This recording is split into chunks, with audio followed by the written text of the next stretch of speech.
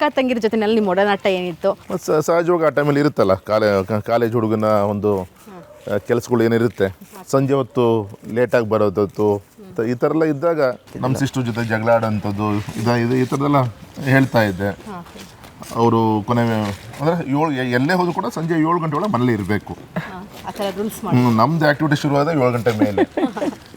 So ಆ ವಿಚಾರದಲ್ಲಿ ನನಗೂ ಅವ್ರಿಗೂ ನಡೀತಾ ಇರ್ತಿತ್ತು. ಒಂದ್ಸತಿ ನಮ್ಮ ತಾಯಿನೂ ಕೂಡ ಕಾಲೇಜ್ ನಮ್ಮ ಕಾನ್ವೆಂಟಲ್ಲಿ ಯಾರೋ ಈ ಥರ ಹೊಡೆದು ಬಂದೆ ನಾನು. ದೊಡ್ಡ ಮನೇಲಿ ಸಭೆ ನಡೀತಾ ಇದೆ, ಅವ್ರ ಪೇರೆಂಟ್ಸ್ ಅಲ್ಲಿಗೆ ಬಂದುಬಿಟ್ರು, ನಿಮ್ಮ ಮಗ ನನ್ನ ಮಗನಿಗೆ ಹೊಡೆದಿದ್ದಾರೆ ಅಂಥೇಳಿ. ಅವಾಗ ನಮ್ಮ ತಂದೆ ನಕ್ಕಂತ ಪಬ್ಲಿಕ್ಸ್ ಎದುರುಗಡೆ ಸಮಾಧಾನ ಮಾಡಿ ಅವ್ರನ್ನೆಲ್ಲ ಕಳಿಸ್ಕೊಟ್ರು. ಆಮೇಲೆ ಮೈತರ ನೋಡು ನಿನ್ನ ಮಗನ ಅಂಥೇಳಿ ಒಳಗೆ ಕಳಿಸ್ಕೊಟ್ರು. ಆಮೇಲೆ ಒಂದು ಬೆಲ್ಟ್ ತೊಗೊಂಡು ಹೊಡಿತಾ ಇದ್ದಾರೆ. ಆ ಬೆಲ್ಟಲ್ಲಿ ಹುಕ್ಕಿರುತ್ತಲ್ಲ, ಅವ್ರ ಕೈ ಚುಚ್ಚಿದೆ ಅವರಿಗೆ, ತಾಯಿಗೆ ಅಷ್ಟು ಗಟ್ಟಿಯಾಗಿ ಇಟ್ಕೊಂಡು ಹೊಡಿತಾ ಇದ್ದಾರೆ. ಅಂದರೆ ಈ ಥರದ್ದು ದಿನ ನಡೀತಾ ಇರುತ್ತೆ.